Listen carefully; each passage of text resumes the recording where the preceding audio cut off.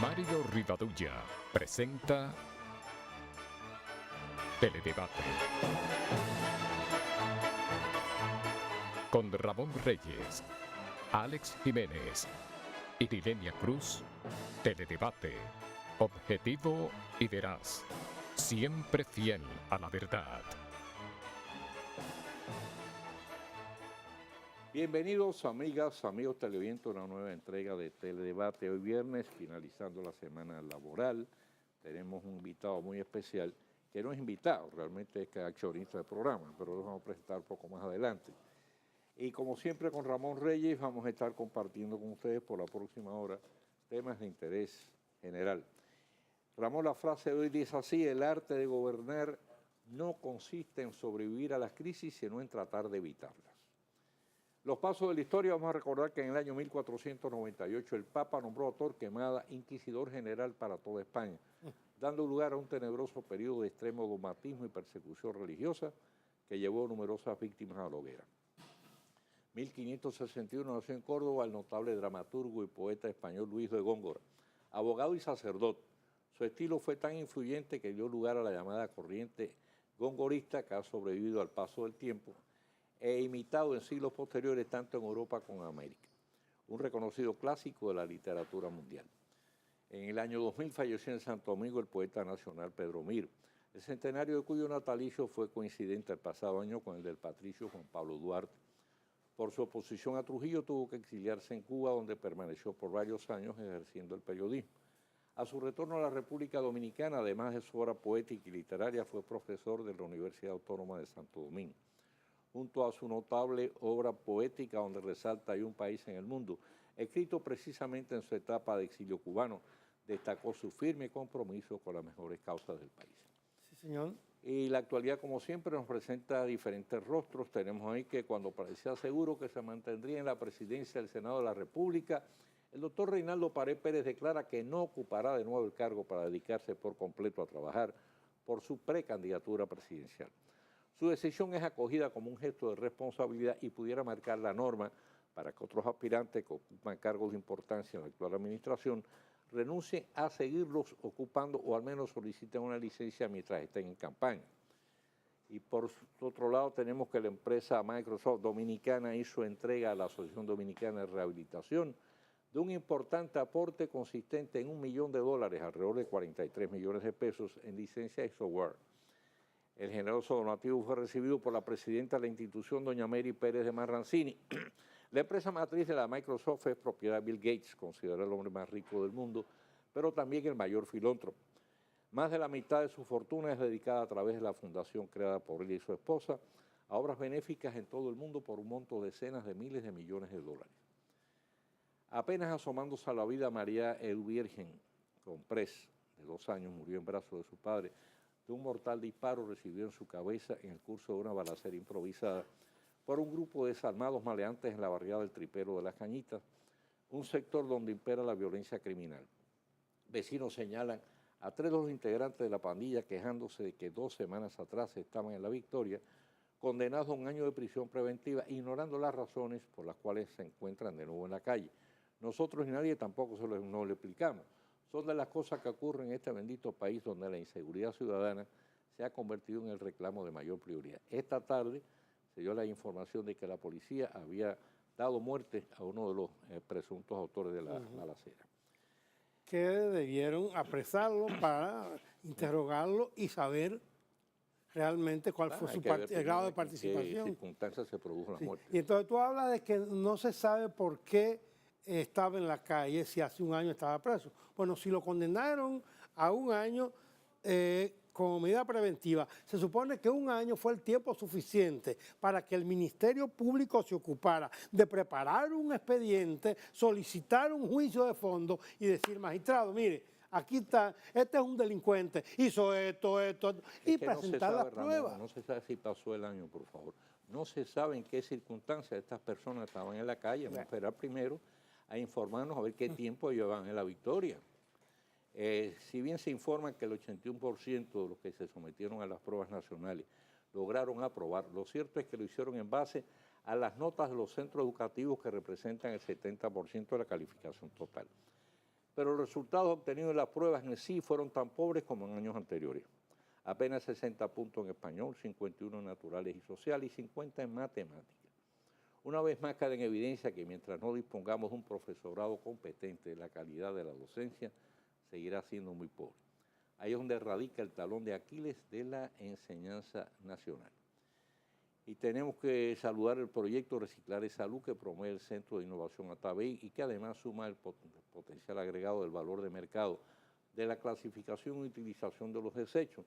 Su presidente Domingo Contreras señala que mientras el país paga por botar la basura, está dejando de recibir por explotarla.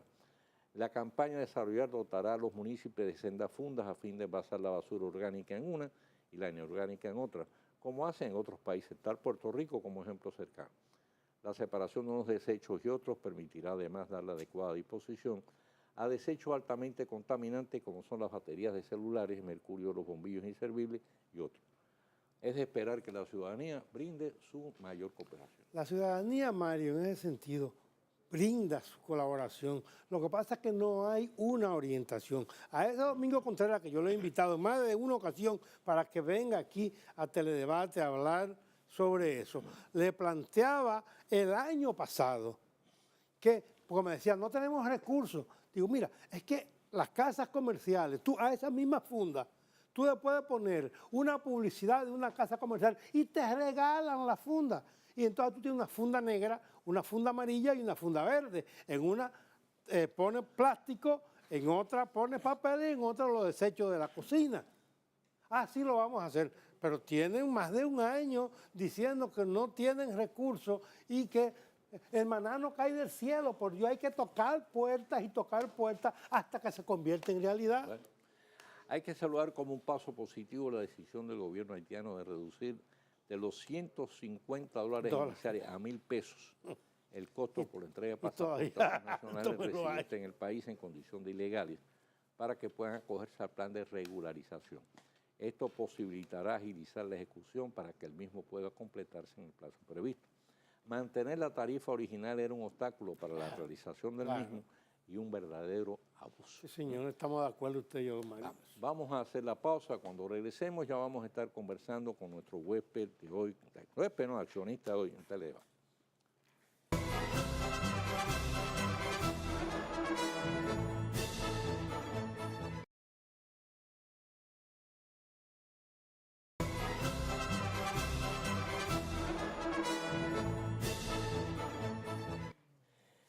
Bien, con nosotros el doctor José Miguel López Montero, psiquiatra, escritor, conferencista y como dije antes, accionista aquí de Teledebate. Sí, propietario de este programa. Copropietario.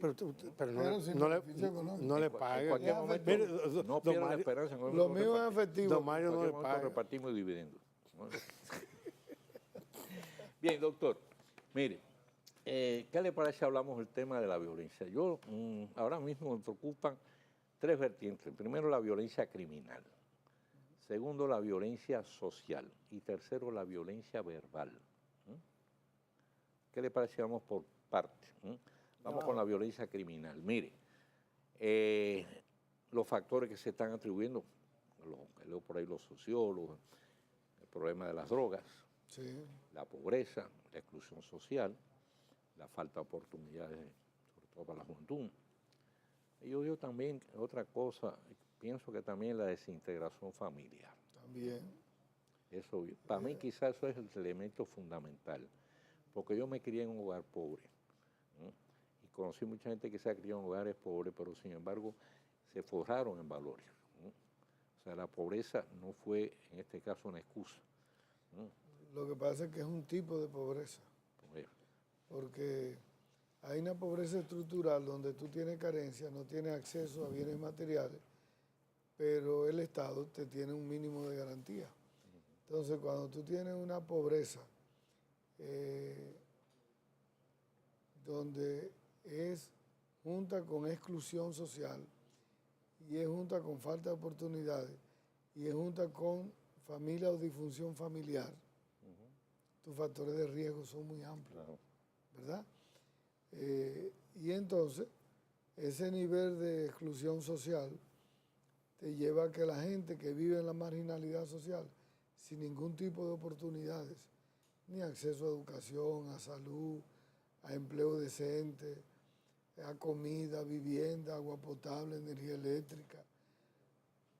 Todos esos estresores psicosociales acumulados un ser humano, y encima de eso un ser humano que ve a través de una pantalla cómo la gente viste, cómo la gente come, cómo existen celulares, cómo existe el desarrollo social, el progreso social, pero él no tiene acceso a ese progreso. Entonces eso trae frustración, eso trae resentimiento social, eso trae una serie de rebeldía social. Y esta persona entonces es captada por el microtráfico, por el alquiler ilegal de armas de fuego, que ya las alquilan, y Ya hace mucho que la entran a la transgresión de las normas, y entonces no tienen programa de reinserción social que le pueda presentar un modelo y una oportunidad para él articular algún tipo de necesidad de aprendizaje de un programa mínimo técnico que le ayude a entrar, a insertarse a la economía formal. Y por otro lado, cuando es detenido, se encuentra con un sistema carcelario inhóspito, disfuncional, y encima de eso un debilitamiento de la justicia, donde lo ponen a la calle de nuevo. Porque te sigo insistiendo que he dicho en este programa muchas veces, yo tengo más de 10 años viniendo a este programa, y lo digo, pero no hacen caso, es el único país que no tiene el servicio de la psiquiatría forense dentro de la justicia. ¿Quién le dice a esos fiscales y esos jueces que ese muchacho tiene un trastorno disocial o que es psicópata, que no puede ir a la calle?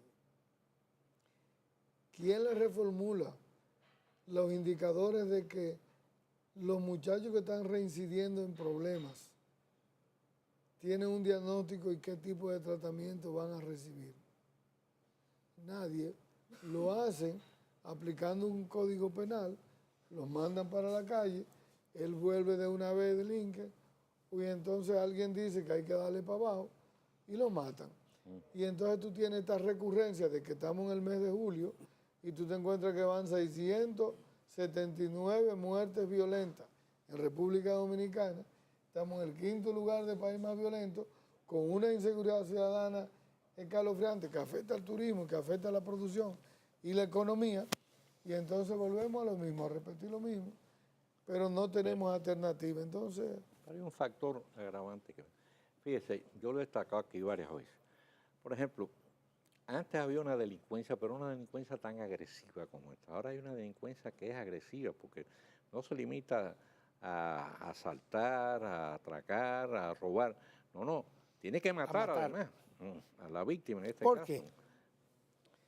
Porque esa delincuencia que es muy violenta y muy agresiva, y que por un simple tumbón de una cadena te dan 2 tiros, ese tipo de muchachos, que mayormente es el joven y adulto temprano que comienza a delinquir, cuando hay violencia está asociada a abuso de droga.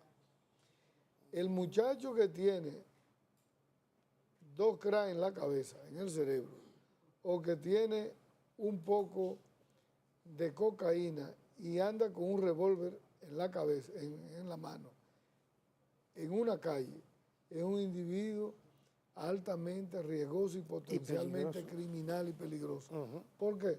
Porque tiene una droga estimulante en el cerebro que lo tiene acelerado. Entonces, ese es el individuo que cuando se ve frente a un problema de estrés con un ciudadano que él le va a quitar un reloj o un celular, él, en ese momento su nivel de excitación cerebral es tan alto y sus amígdalas cerebrales están tan estimuladas que él pierde la capacidad de discriminación, él pierde la capacidad para posponer el acto que iba a hacer y él solamente piensa en reacción. Y ese problema de violencia con inseguridad ciudadana está asociado a drogas. O sea, que tiene un factor mental. Tiene un factor cerebral mental conductual por el uso de la Vamos droga. un cafecito Santo Domingo. Muchas gracias. En lo que usted se toma su Para cafecito, seguir hablando con, Gracias. con los en lo amigos que usted se televidentes, toma si su le parece. cafecito, yo le voy a formular una pregunta. Esa violencia no es, a su modo de ver, incentivada desde muchos medios de comunicación, de la televisión, de la radio, por personas que sin un código de ética cogen un micrófono y comienzan a decir lo que primero se le venga a la cabeza. Y entonces hay una distorsión en la comunicación. Y el que lo está oyendo, el que lo está escuchando, lo capta, lo aprende, de agarrar y lo echa más para adelante. Eso trae un nivel de alteración conductual y de comportamiento y violación a las normas, pero no incide eso en la violencia estructurada. Aquí en República Dominicana hay una violencia organizada, y esa es la peligrosa, que es la del sicariato. Es una violencia organizada. Claro. La Ese es profesional ya. La de los secuestros, Sí, sí, ya eso es un nivel de violencia organizada, planificada, correcto. que tiene un orden, ¿verdad? La del sicariato, lo de los secuestros, los secuestros por delivery, esos secuestros cortitos que se hacen de fin de semana en la plaza, frecuente aquí. Que no salen en los periódicos. No, porque esos son... Ni en la radio. Esos son delivery de 50,000 pesos que saben de 25,000 pesos. Además, eso se resuelve que al saben- margen de la policía. Se y de manejan al todo el margen mundo. No corriendo, espera pero es nadie. muy frecuente. Esa es una violencia organizada. La de la droga es una violencia organizada. Ahora, la violencia social es el muchacho que anda en la calle transgrediendo, que se encuentra contigo de repente pasando por tu casa, te dice párate ahí, dame el celular, y si tú te o te acuchillas o te da un tiro. Ahora, en la República Dominicana, siempre que se habla de la violencia, y ya esto se ha estudiado mucho, y ya esto se ha hecho diagnóstico, y se tira a la policía y se dice del programa que va a venir. ¿Y por qué eso no da resultado? ¿Qué es lo que pasa que la República Dominicana, en tantos años de tener programas escritos, articulados, no ha podido responder a eso? Porque la República Dominicana, todos los programas articulados sobre violencia, van hacia las consecuencias, no hacia las causas que genera la violencia. Entonces, durante tú no trabajes las causas, tú nunca vas a resolver. Si tú no trabajas esa inequidad que hay aquí en República Dominicana, oye, estamos en los países, Mario, de mayor inequidad económica y social. Sin lugar a dudas. Entonces, no es posible. Si te dicen que lo que crece aquí es el mercado de la economía informal y que el empleo decente no crece, que los salarios son muy malos, que la gente no tiene acceso a salud, a educación, a trabajo, a medios de oportunidades de desarrollo y que más gente se está quedando fuera del acceso al desarrollo, esa inequidad te va a generar violencia siempre. Y antes creíamos, teníamos la mala información, que la violencia era propia de la cañita, de Gualey, Sí. de Catalarrana, de los Alcarrizos. Ya la violencia bajó. Entonces usted Se puede puso ser saco y corbata. víctima de la violencia desde los sectores mucho más pudientes. Naco, Piantini. Bueno, hay un aspecto, ahí precisamente quería caer, fíjese. Vamos a apartarnos de lo que es la violencia en sí criminal. Esa es la persona que mata por robar, el sicario, que es un profesional ya del crimen, el que se dedica a los secuestros. Yo estoy notando que en el seno de la sociedad, la persona común y corriente, se está desarrollando una cultura, una propensión a la violencia. Hay mucha Y entonces usted ve agresividad. que discuten dos personas que son de nivel de clase media, que tienen educación, y de pronto se ponen a discutir por un parqueo y se entran a tiro. Bueno, Dice, bueno, Ya ¿Cómo es esto posible? esa es una pregunta muy importante porque eso te está hablando, don Mario, de una cultura y de un aprendizaje del dominicano con una mentalidad y un comportamiento hacia la violencia. Y eso es preocupante cuando nos estamos acostumbrando en este país a que es normal que los fines de semana los periódicos nos digan los lunes que 9 murieron por violencia y que 3 fueron por feminicidio. Y nos estamos acostumbrando y hemos perdido la capacidad de asombro, donde vemos eso como parte de la cotidianidad. Pero ¿qué pasa con la mentalidad y el comportamiento del dominicano? Que nos estamos acostumbrando a ser personas reactivas, que salimos de nuestra casa por la mañana condicionados para ejercer la violencia. ¿Por qué una gente tiene que meter un machete y un cuchillo en un carro? ¿Por qué tú tienes que salir con un revólver? Así es. ¿Por qué tú tienes que andar con un bate y un tubo? Con un bate. Es verdad. Mire, Tú sales preparado mentalmente, Condicionado. Claro. condicionado a que si va a resolver un conflicto, lo va a Tiene que resolver ser a base de con violencia, no con mediación a conflicto, Correcto. no con diálogo, sino Así es. con violencia. Vamos Y a hacer eso- una pausa, doctor, y seguimos hablando del tema.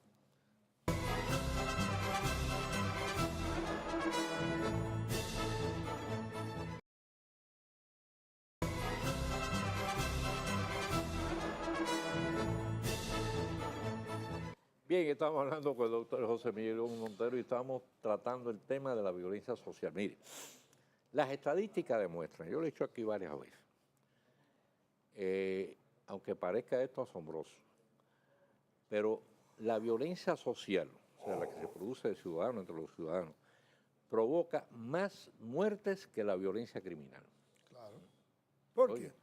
bueno, precisamente por la cultura esa que estamos hablando, la gente sale predispuesta ya a la calle, de que no, yo voy a jugármela, Esto es un ejercicio de sobrevivencia.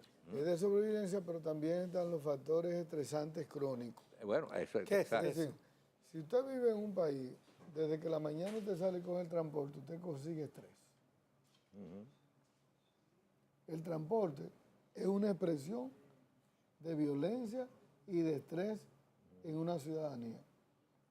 Y fíjense que desde que usted se levanta y coge el transporte es un caos. Sí, porque se inició el día. Entonces ahí inicia el día con estrés.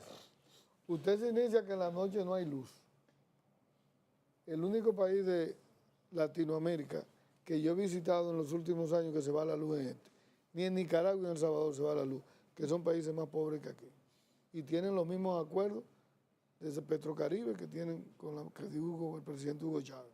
Entonces, si usted vive en un país donde se le va la luz, donde te recogen la basura a las 10 de la mañana y te hacen un tapón en pleno Gascue, Es verdad.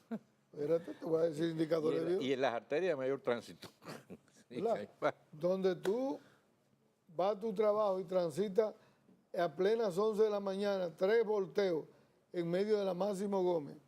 Entonces tú te das cuenta que tú estás en un país sin normas, que tú estás en un país donde no hay instituciones, donde el dominicano no respeta eso, donde transgredimos, donde deciden unos choferes parar el transporte cuando quieren y como quieren y no tienen consecuencias.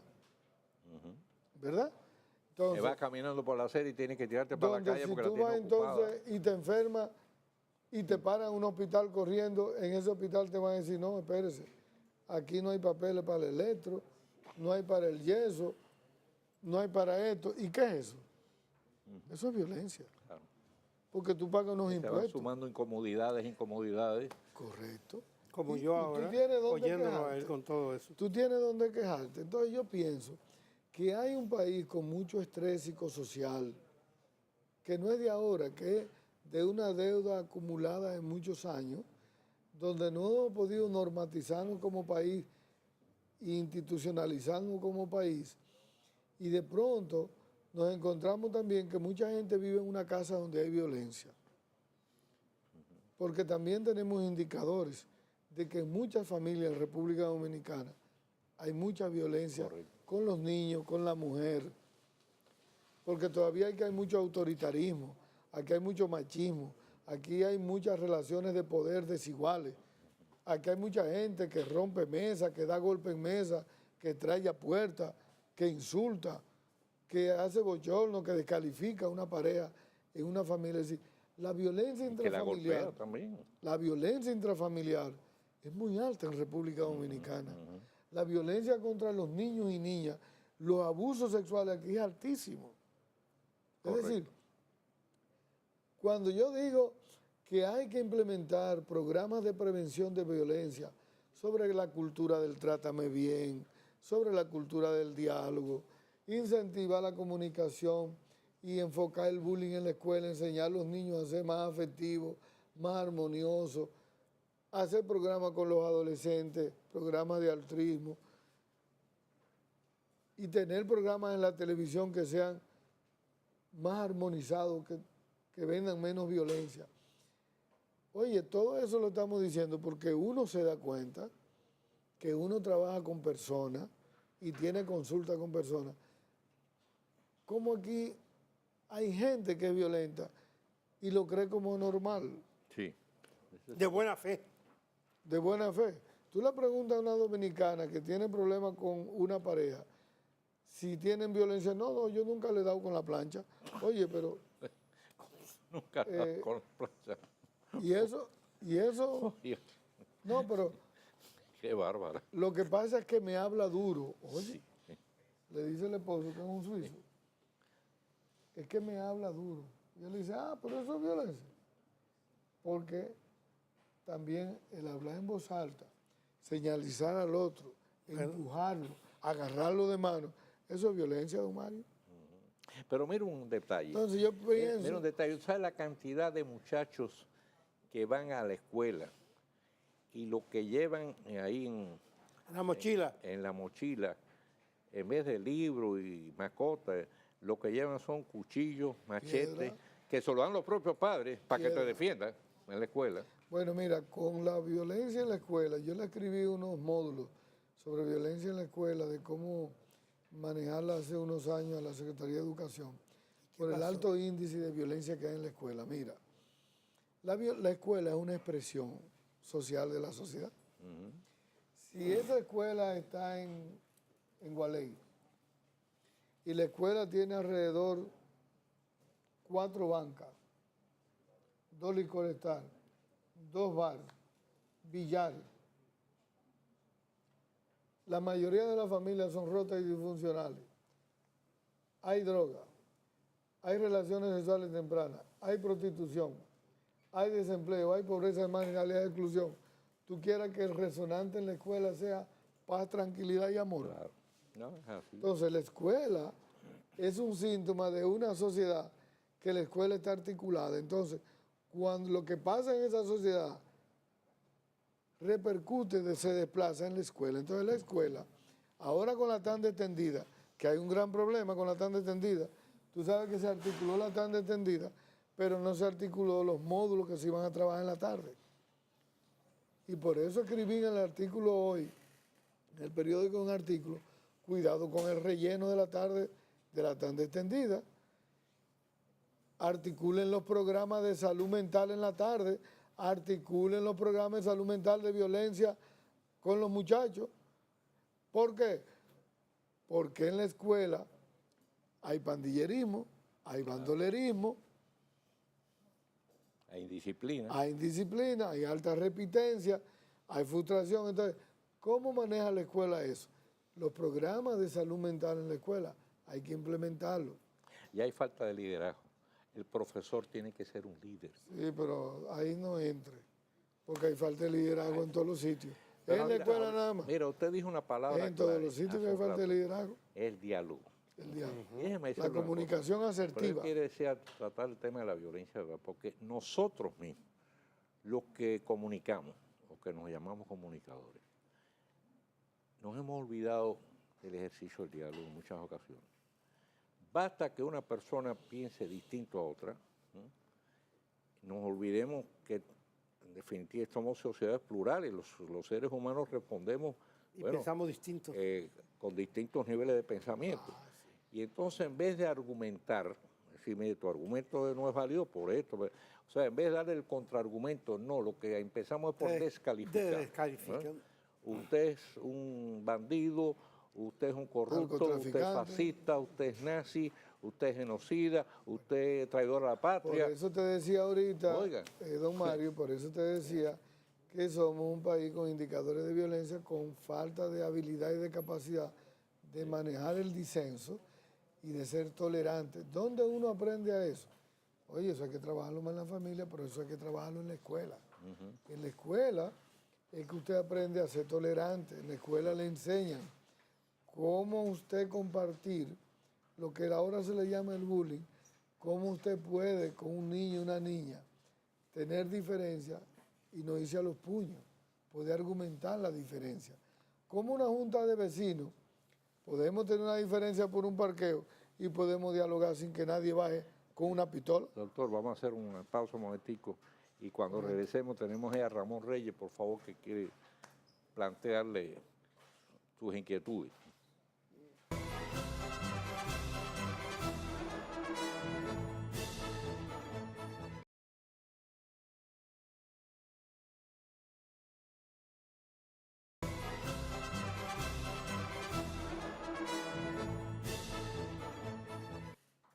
Bien, don Mario. Adelante. Usted Yo quería- tengo una sola, que no es una pregunta. Usted es médico y es psiquiatra. Ha hecho un diagnóstico del paciente, que es el país.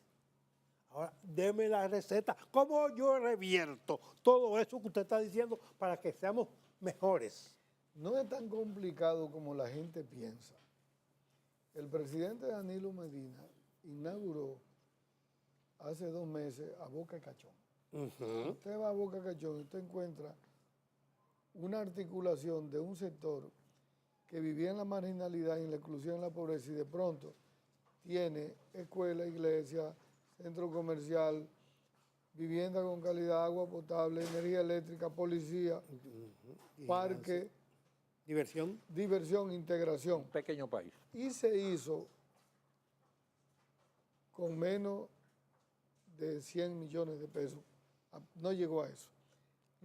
Y en tiempo récord. Y en tiempo récord. Lo que te quiero decir, que aquí se puede articular programas de reconstrucción de barrios en comunidades dignas y seguras, con la articulación de cambiarle los rostros a las comunidades con políticas públicas integrales.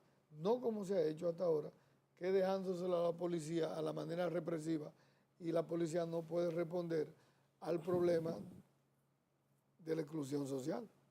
La educación. la Educación, salud. a salud. Por eso fracasó el plan de seguridad ciudadana. Correcto. Entonces, si se hace un programa articulado con esos sectores y un programa de prevención y un programa de fortalecer las institucionalidades de la justicia, un programa articulado desde el Estado, que no sea circunstancial ni en SOS para responder a una presión determinada, sostenible, en un desarrollo integrado, usted encuentra respuesta. Una sugerencia. Porque otros países lo han hecho y no son más inteligentes que nosotros. Ahora, lo que son es más organizados y le dan continuidad, independientemente del gobierno que venga. Pero un factor que yo creo que es complementario y necesario.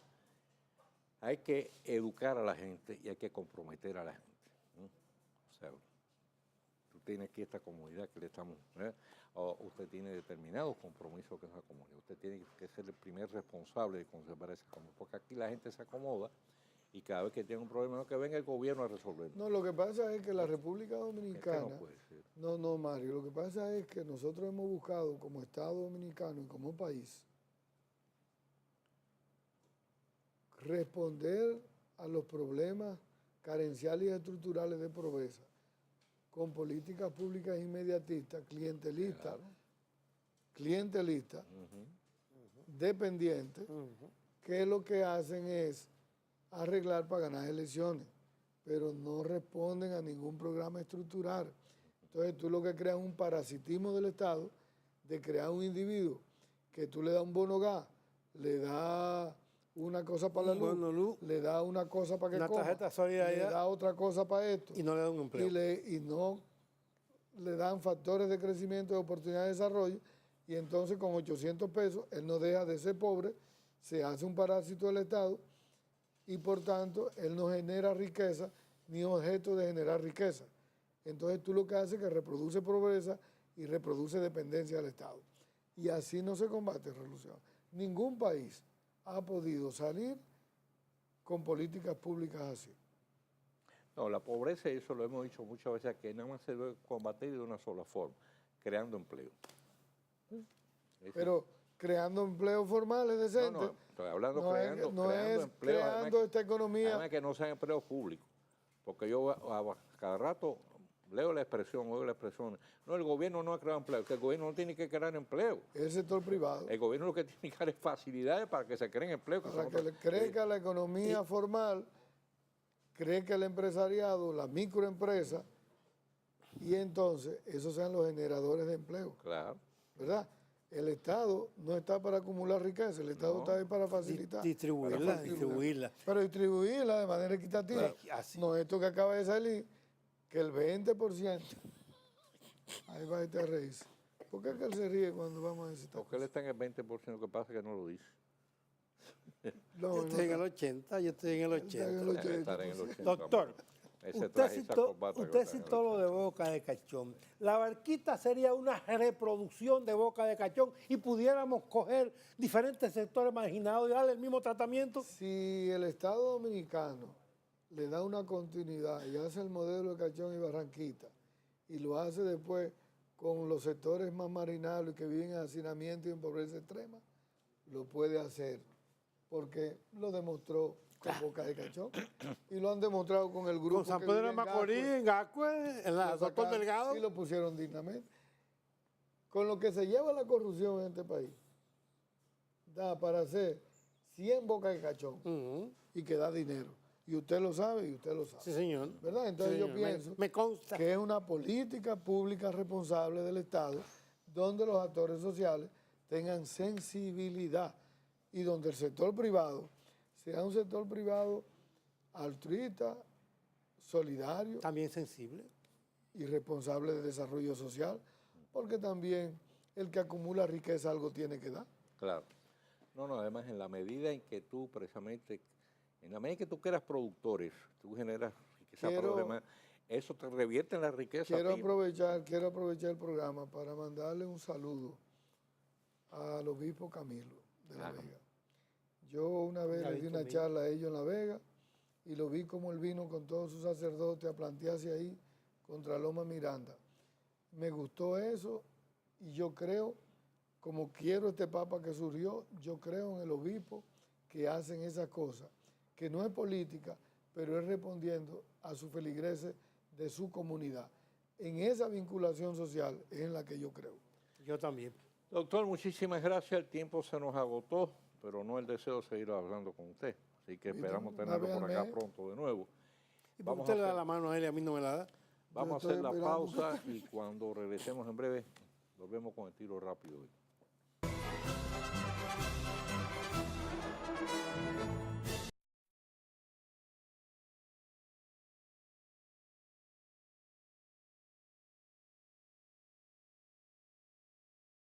Teledebate El Tiro Rápido de Mario Rivadavia.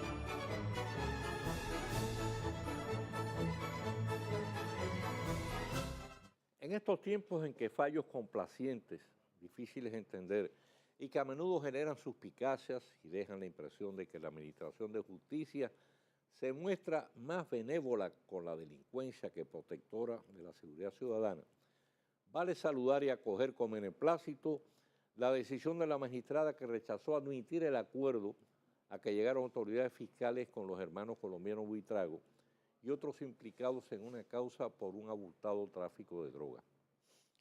Dicho arreglo, fuera de estrados, habría consistido en la entrega de una cantidad importante de bienes fruto de estas operaciones ilícitas, a cambio de una sentencia abreviada de 5 años que en la práctica, salvo excepción establecida, pudiera reducirse a poco más de la mitad por buen comportamiento, solicitada por hábiles abogados que nunca faltan en este tipo de casos, a cambio de muy elevadas remuneraciones profesionales y que conocen todas las vías de escape que ofrece el Código.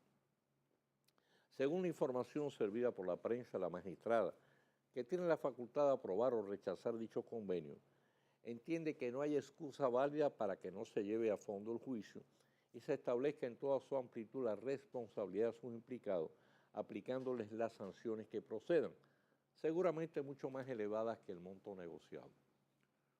Otro caso de rechazo es el planteado por la abogada de la Casa de Acogida del Ministerio de la Mujer, Fermina Reynoso, al advertir que no se está en disposición de negociar hechos de violencia contra la mujer, por lo que solicitará 10 años de reclusión y una elevada indemnización contra el bárbaro que durante 14 años estuvo sometiendo a su esposa a amenazas físicas, verbales y económicas. Ya hace algún tiempo, conversando con nosotros en Teledebate, la conocida fiscal de la mujer, Roxana Reyes, reveló que muchas veces mujeres que denunciaban ser abusadas por sus parejas o exparejas, luego retiraban las querellas casi siempre ante el temor de ser víctimas de una posterior venganza. Lo mismo había estado ocurriendo en los casos de violación sexual, la mayoría de los cuales se solventaban fuera del marco judicial cuando la víctima o su familia llegaban a un arreglo económico con el violador. A fin de evitar que ese tipo de situaciones continuara produciendo, Roxana informó que en lo adelante, aun cuando las denunciantes desistieran de sus querellas, los responsables serían sometidos a la justicia y debidamente sancionados para que en lo adelante no continuaran cometiendo los mismos abusos arropándose en la impunidad. La justicia tiene como finalidad la rehabilitación del que comete un hecho punible. Es la oportunidad que se le da de acortar su sentencia si acumula méritos para ello y de reinsertarse en la sociedad. Pero es un proceso que no puede viciarse ni precipitarse. Requiere tiempo y el cumplimiento de determinadas condiciones. En los casos de abuso contra la pareja, no basta con proclamar el arrepentimiento, hay que demostrarlo, mucho más si se trata de una práctica mantenida por muchos años. Y en delitos graves como el tráfico de drogas en gran escala, tampoco pueden ser simplemente negociados en base a arreglos económicos. Esto así porque en todos los casos la espada de la justicia tiene que dejar sentir su peso y su filo sobre los culpables con mayor o menor fuerza dependiendo de la gravedad del delito cometido. El próximo lunes, Dios mediante, volveremos a estar con ustedes con una nueva entrega de Teledebate. Como siempre, nuestros mejores deseos, mayores bendiciones para todas las amigas y amigos televidentes y a todos pues un excelente fin de semana.